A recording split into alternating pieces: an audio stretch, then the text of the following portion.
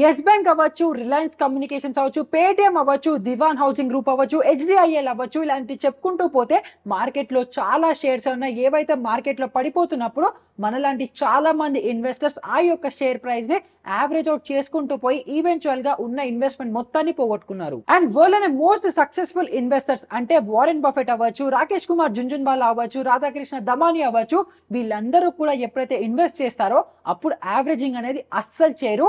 దాని ప్లేస్ లో పిరమిడింగ్ అనేది చేస్తారు. We do what I call is pyramiding. I buy stock at 100, I buy more at 105, I buy more at 110. So what are markets? What is trading? It's basically momentum. So you play momentum.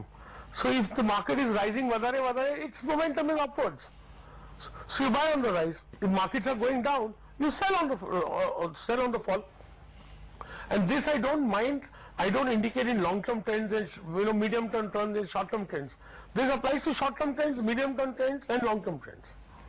And ఇలాంటి పెద్ద పెద్ద investors చేసే ఈ pyramiding ని ఎలా చేయాలి, and మనలాంటి retailers ఎవరైతే యావరేజింగ్ చేస్తారో అది ఎలా చేస్తారు, ఎందుకు చేస్తారు, అండ్ మనం పిరమిడింగ్ చేస్తే ఎందులో చేయాలి, యావరేజింగ్ చేస్తే ఎలాంటి దాంట్లో చేయాలి, ఇలా అన్నిటి మీద ఇన్ డీటెయిల్ గా మనం వీడియోలో డిస్కస్ అనేది చేసుకుందాము.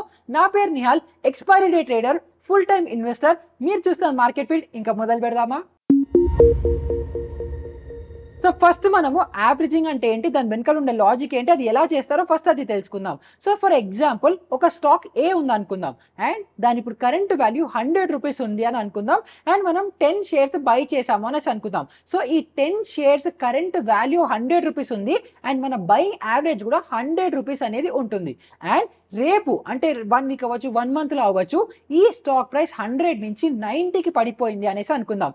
అప్పుడు మళ్ళీ మనం ఇంకొక 10 షేర్స్ బై చేస్తే మన దగ్గర టోటల్ 20 షేర్స్ ఉంటాయి. అండ్ మన యావరేజ్ ప్రైస్ ఏదైతే ఇంతకు ముందర 100 రూపీస్ ఉందో అది తగ్గిపోయి 95కి వస్తుంది. సో ఇప్పుడు కరెంట్ మార్కెట్ వాల్యూ 90 ఉంటుంది, అండ్ మనం మార్కెట్ కిందకి వచ్చినప్పుడు ఇంకొన్ని అడిషనల్ షేర్స్ బై చేసాం కాబట్టి మన స్టాక్ ప్రైస్ యావరేజ్ అవుట్ అయిపోయి 95 దగ్గర ఉంటుంది.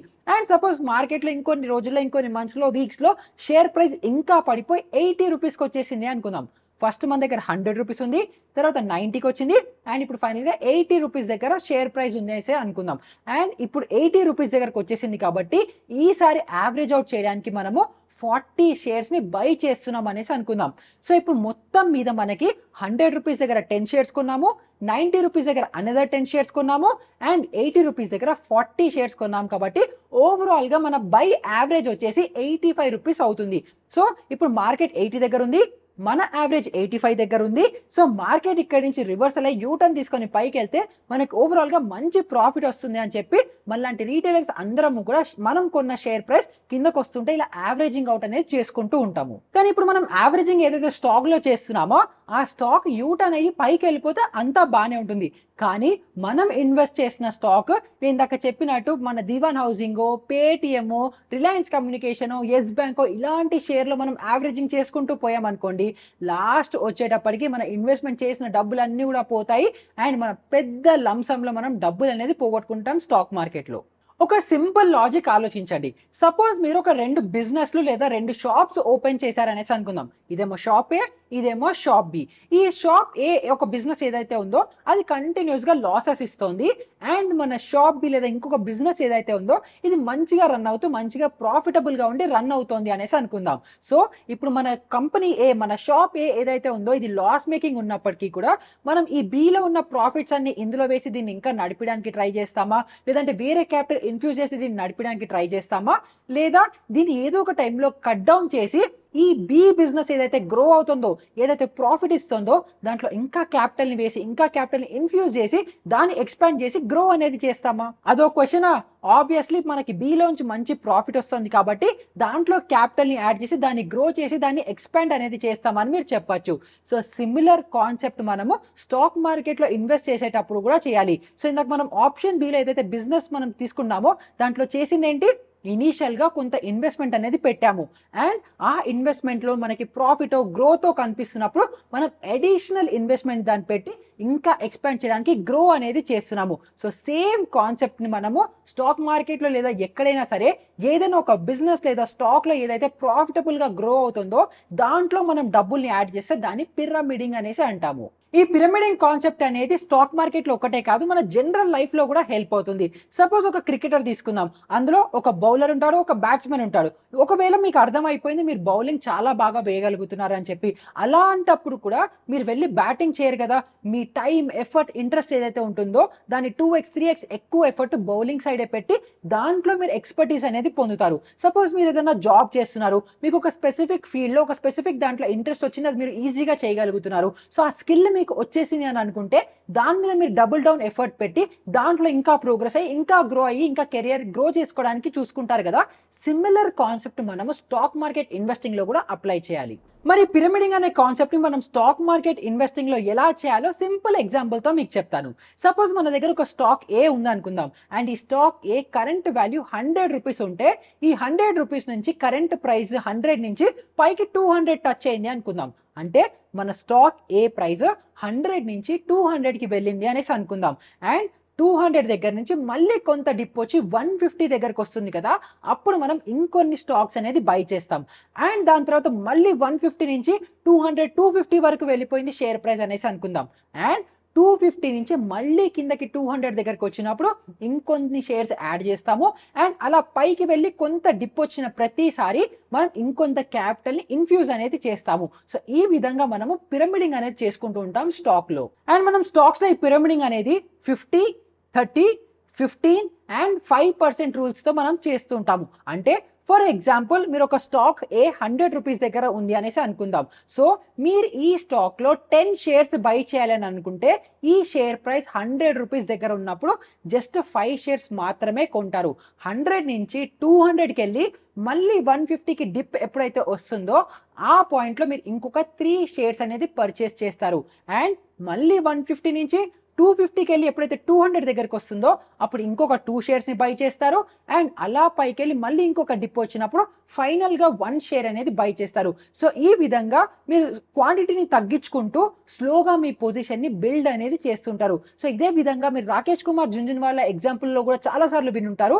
అతను టైటన్ షేర్స్ ఏవైతే ఉన్నాయో over the long period of time every year ఆ స్టాక్ పెరుగుతున్న కొద్దీ కొంత అమౌంట్ అనేది ఇన్వెస్ట్ చేసుకుంటూ తన స్టేక్ ఏదైతే ఉందో ఆ కంపెనీలో అది పెంచుకుంటూ ఉన్నారు. సో ఎవరైతే పెద్ద ఇన్వెస్టర్ ఉన్నారో ఎవరైనా సరే ఇదే పిరమిడింగ్ మెథడ్ ఫాలో అవ్వకుంటూ వాళ్ళ ఆ షేర్ అవ్వచ్చు, ఆ కంపెనీలో అవ్వచ్చు, దాంట్లో ఉన్న స్టేక్ లేదా పర్సెంటేజ్ లేదా అమౌంట్ ఇన్వెస్టింగ్ ని స్లోగా పెంచుకుంటూ ఉంటారు. సో ఈ ఇన్వెస్టింగ్ మెథడ్ వెనకాల ఉన్న లాజిక్ ఏంటి అని మీరు ఆలోచిస్తే, మీరు ఏదైతే స్టాక్ ని పిక్ చేసుకున్నారో ఆ స్టాక్ మీరు అనుకున్నట్టు ర్యాలీ అవుతుంది, ఆ స్టాక్ మీరు అనుకున్న డైరెక్షన్ లో వెళ్తుంది అని అనుకుంటే మీ ఇన్వెస్ట్మెంట్ అనేది కరెక్ట్ ఇన్వెస్ట్మెంట్ గా ఆల్రెడీ ప్రూవ్ అయిపోయింది. సో ఏదైతే మీకు ఆల్రెడీ వ్యాలిడేషన్ ఆల్రెడీ ప్రూఫ్ ఇస్తుందో ప్రాఫిటబుల్గా ఉంటుందో అలాంటి దాంట్లో మీరు ఎప్పుడు డబ్బులు అనేది ఎక్స్ట్రా యాడ్ చేస్తే అది మీకు లాంగ్ రన్లో ఎక్కువ ప్రాఫిటబిలిటీ అనేది ఉంటుంది. కానీ అలా కాకుండా మీరు ఇన్వెస్ట్ చేయగానే మార్కెట్ కిందకు వచ్చేస్తూ స్టాక్ ప్రైస్ పడిపోతుంది అనుకోండి, మీరు ఇన్వెస్ట్ చేసింది 50% కాబట్టి ఆ 50% మీద మీకు చిన్న లాస్ అనేది వస్తుంది.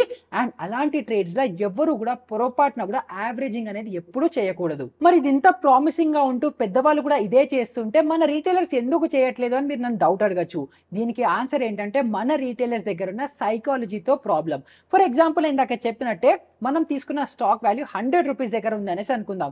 అండ్ ఈ 100 రూపీస్ దగ్గర ఎవరైనా ఇన్వెస్టర్ 100 రూపీస్కే పర్చేస్ చేసి ఇప్పుడు కరెంట్ స్టాక్ వాల్యూ 300 రూపీస్ దగ్గర ఉంటే మనకి 200% రిటర్న్స్ అనేది కనిపిస్తూ ఉంటుంది. కానీ అలా కాకుండా మనం పిరమిడింగ్ చేస్తున్నాం. పిరమిడింగ్ చేస్తూ ఏంటి, ఫస్ట్ ఇనిషియల్గా మనం 5 స్టాక్స్ ఎంటర్ అయ్యి దాని తర్వాత మళ్ళీ 150 దగ్గర 200 దగ్గర 250 దగ్గర అలాగ మళ్ళీ స్ప్లిట్ చేసుకుంటూ 3 స్టాక్స్ 2 స్టాక్స్ 1 స్టాక్స్ అలా ఇన్వెస్ట్ చేస్తే మన యావరేజ్ బై వాల్యూ వచ్చేసి 150 ఉంటుంది. అండ్ ఇప్పుడు కరెంట్ మార్కెట్ వాల్యూ 300 ఉంది కాబట్టి మనకి జస్ట్ 100% రిటర్న్స్ వచ్చింది అని మనం ఆలోచిస్తూ ఉంటాము. సో నేను 100 రూపీస్ దగ్గరే మొత్తం క్వాంటిటీ బై చేసి ఉంటే నాకు ఓవరాల్గా మంచి రిటర్న్స్ వచ్చేది. కానీ ఇలా యావరేజ్ అవుట్ చేయడం వల్ల పిరమిడింగ్ చేయడం వల్ల నా ఓవరాల్ కాస్ట్ నా బై వాల్యూ పెరిగిపోయింది. సో నా నెట్ రిటర్న్స్ అనేది పర్సెంటేజ్ తగ్గిపోయింది. అండ్ అంతేకాకుండా నేను ఎప్పుడైతే పైకి వెళ్ళిన తర్వాత పిరమిడింగ్ చేస్తానో అప్పుడు స్టాక్ రివర్సల్ అయ్యి కిందకు వస్తే నాకు ఎక్కువ లాస్ వస్తుంది అని చెప్పి ఆ మైండ్ సెట్లో మన రీటైలర్స్ అందరం ఉండిపోతాం. కానీ పెద్ద ఇన్వెస్టర్స్ ఏం ఆలోచిస్తున్నారు, వాళ్ళ లాజిక్ ఏంటి, మనం ఏదైతే స్టాక్లో ఇన్వెస్ట్ చేస్తున్నామో ఏదైతే స్టాక్లో పిరమిడింగ్ చేస్తున్నామో అది ఆల్రెడీ మొమెంటంలో ఉంది, అది ఆల్రెడీ మనకి ప్రాఫిట్ ఇస్తుంది, ఆల్రెడీ దాని కేపబిలిటీ అది ప్రూవ్ చేసుకుంది కాబట్టి అందులో నేను బెట్ తీసుకోవడానికి ఇష్టపడతాను. కానీ ఏదైతే నాకు లాస్ ఇస్తుందో, ఏదైతే నా స్టాక్ పడిపోతుందో దాన్ని యావరేజ్ అవుట్ చేసుకోవడం వల్ల నాకు ఎటువంటి లాభం లేదు అని చెప్పి వాళ్ళ యావరేజ్ బై వాల్యూ పెరిగినప్పటికీ కూడా వాళ్ళ విన్నింగ్ ట్రేడ్స్‌లోనే ఎక్కువ క్యాపిటల్ అనేది యాడ్ చేసుకుంటూ అలా పిరమిడింగ్ అనేది చేసుకుంటారు. అండ్ మనం ఓవరాల్‌గా కూడా కనుక చూసుకుంటే పిరమిడింగ్ చేయడం వల్ల మన ఇన్వెస్టెడ్ అమౌంట్ పెరుగుతోంది కాబట్టి మన ఓవరాల్ నెట్ రిటర్న్స్ పర్సెంటేజ్ టర్మ్స్‌లో తగ్గినప్పటికీ కూడా యాక్చువల్ వాల్యూలో ఆబ్వియస్‌లీ మనం ఎక్కువ క్యాపిటల్ అనేది సంపాదించగలుగుతాం. ఇప్పుడు మీ అందరికీ ఇంకొక డౌట్ కూడా రావచ్చు.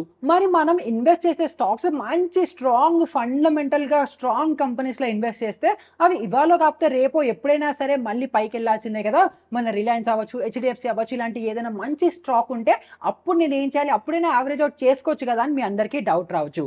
కానీ రిలయన్స్ అవ్వచ్చు, హెచ్‌డిఎఫ్‌సి అవ్వచ్చు ఏదైనా సరే కరెంట్ డేట్‌లో తోపు ఉండొచ్చు. కరెంట్ డేట్‌లో టాప్ ఉండొచ్చు. కరెంట్ డేట్‌లో ఫండమెంటల్లీ స్ట్రాంగ్ ఉండొచ్చు. కానీ రేపనేది ఎవరు చూసారు? ఈ స్టాక్ ఎప్పుడైనా పడిపోవచ్చు. ఏదైనా అవ్వచ్చు. ఏదైనా జరగచ్చు.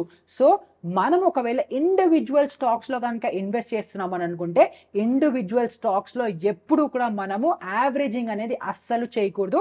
ఇండివిడ్యువల్ స్టాక్స్‌లో మనం ఓన్లీ పిరమిడింగే చేసుకుంటూ పోవాలి. మరి యావరేజింగ్ ఎందులో చేయొచ్చు అని అనుకుంటే యావరేజింగ్ అనేది మీ ఈటీఎఫ్స్ అవ్వచ్చు, మ్యూచువల్ ఫండ్స్ అవ్వచ్చు, ఏదైతే మీ లాంగ్ టర్మ్ హారిజన్‌లో 15 ఇయర్స్, 20 ఇయర్స్, 30 ఇయర్స్ కోసం మీరు ఏదైతే ఇన్వెస్ట్ చేస్తున్నారో అలాంటి వాటిల్లో మీరు యావరేజింగ్ అనేది చేసుకోవచ్చు. ఎందుకంటే మీరు ఈటీఎఫ్ అంటే మీరు సపోజ్ నిఫ్టీ బీస్ తీసుకున్నారు. ఏదైతే మన నిఫ్టీ ఇండెక్స్ ఫండ్ అందులో టాప్ 50 కంపెనీస్ ఉంటాయి. అందులో ఏదైనా ఒక్క కంపెనీ అండర్ పర్ఫార్మ్ చేసినా, పర్ఫార్మ్ చేయకపోయినా, వెళ్ళిపోయినా, బ్యాంక్రప్ట్ అయిపోయినా, ఏదైపోయినా కూడా అది ఆ ఇండెక్స్‌లోంచి వెళ్ళిపోతుంది. కొత్త స్టాక్ యాడ్ అయిపోతుంది కాబట్టి ఓవరాల్‌గా మన పోర్ట్‌ఫోలియో హిట్ అనేది చాలా తక్కువ అవుతుంది. సో, దానివల్ల మీకు ఓవరాల్‌గా లాస్ తగ్గుతుంది కాబట్టి మీరు ఒకవేళ ఈటీఎఫ్స్ అవ్వచ్చు, మ్యూచువల్ ఫండ్స్ అవ్వచ్చు అలా లాంగ్ టర్మ్‌లో ఏదైతే బాస్కెట్ ఆఫ్ స్టాక్స్‌లో ఇన్వెస్ట్ చేస్తారో అలాంటి వాటిల్లో మీరు యావరేజ్ అవుట్ చేసుకోవచ్చు ఎప్పుడైనా మార్కెట్ కరెక్షన్స్ అయినప్పుడు. కానీ మీరు ఒకవేళ ఇండివిడ్యువల్ స్టాక్స్‌లో గనుక ఇన్వెస్ట్ చేస్తుంటే అలాంటి వాటిల్లో ఎప్పుడూ కూడా మీరు యావరేజింగ్ అనేది చేయకూడదు. అండ్ ఇంకొక స్ట్రాంగ్ రూల్ గుర్తుపెట్టుకోండి. మీరు ఏదైతే స్టాక్‌లో ఇన్వెస్ట్ చేస్తారో అది పిరమిడింగ్ పర్స్పెక్టివ్‌లో అవ్వచ్చు, యావరేజింగ్ పర్స్పెక్టివ్‌లో అవ్వచ్చు, అసలు దేనికోసమైనా ఒక ఇండివిడ్యువల్ స్టాక్‌లో కనుక మీరు ఇన్వెస్ట్ చేస్తున్నారు అని అనుకుంటే మీకు మీ స్టాప్ లాస్ అనేది ఉండాలి. మీరు ఎంత మంచి ఇన్వెస్టర్ అయినా మీ వ్యూ ఎంత లాంగ్ టర్మ్ ఉన్నప్పటికీ కూడా ప్రతి స్టాక్‌కి ఒక స్టాప్ లాస్ అనేది ఉండాలి. అంటే 10% 20% కరెక్ట్ అయ్యింది అని అంటే నేను ఈ స్టాక్‌లో ఇంకా ఇన్వెస్టర్‌గా ఉండను. బయటికి వచ్చేస్తాను అని చెప్పి మీరు ఆ డెసిషన్ అనేది తీసుకోవాలి. ఆ స్టాక్ నుంచి బయటికి వచ్చేయాలి. మీరు ఎమోషనల్‌గా ఆ స్టాక్‌నే పట్టుకొని కూర్చుంటే అది అలా పడిపోతూ ఉంటే ఎవ్వడికి వచ్చే లాభం లేదు. సో, మీరు యాస్ ఎ ఇన్వెస్టర్‌గా ఒక స్టాక్‌లో ఇన్వెస్ట్ చేస్తున్నారని అనుకుంటే స్టాప్ లాస్ అనేది కంపల్సరీ మెయింటైన్ చేయాల్సిందే. అండ్ అంతేకాకుండా సపోజ్ మీరు ఇన్వెస్ట్ చేయడానికి ఒక 5 స్టాక్స్ పిక్ చేసుకున్నారు అనేసి అనుకుందాం. 5లో 3 పర్ఫార్మ్ చేస్తున్నాయి. అంటే 3 మంచిగా ప్రాఫిట్‌లో ఉన్నాయి. 2 ఆల్మోస్ట్ లాస్ దగ్గర ఉంటే ఆ 2 స్టాక్స్‌లో లాస్ బుక్ చేసుకొని ఏదైతే ఈ ప్రాఫిటబుల్ స్టాక్స్‌లో ఉన్నాయో దాంట్లో పిరమిడింగ్ చేయడానికి ఆ క్యాపిటల్ అనేది యూజ్ చేస్తే మీరు లాస్ బుక్ చేసినప్పటికీ కూడా ఈ 3 స్టాక్స్ బెటర్‌గా పర్ఫార్మ్ చేస్తున్నాయి కాబట్టి అది మీకు ఓవరాల్ లాస్‌ని తగ్గించి ఇంకా ఓవరాల్ వెల్త్ జనరేట్ చేయడానికి కూడా హెల్ప్ అనేది చేస్తుంటాయి. సో, ఈ విధంగా మీరు పిరమిడింగ్ అనేది చేసుకుంటూ ఉండాలి. అండ్ ఇదంతా వింటూ మీకు ఎస్ఐపి మ్యూచువల్ ఫండ్‌లో లేదా ఈటీఎఫ్‌లో చేయాలని అర్థమైపోతూ అది ఎలాంటి మ్యూచువల్ ఫండ్‌లో, ఎలాంటి ఈటీఎఫ్‌లో చేయాలని మీకు డౌట్ ఉంటే దానికోసం ఈ కార్డ్ మీద ప్రెస్ చేయండి. అండ్ అదే విధంగా మీరు ఇండివిడ్యువల్ స్టాక్స్‌ని 5 నిమిషాల్లో సెలెక్ట్ చేసుకోవడానికి కావాల్సిన స్క్రీనర్ టూలర్ కోసం ఈ వీడియో కార్డ్ మీద ప్రెస్ చేయండి. అండ్ ఇలాంటిది ఇంకొక వీడియోతో మళ్ళీ మీ అందరి కోసం అప్పటి వరకు గుడ్ బై.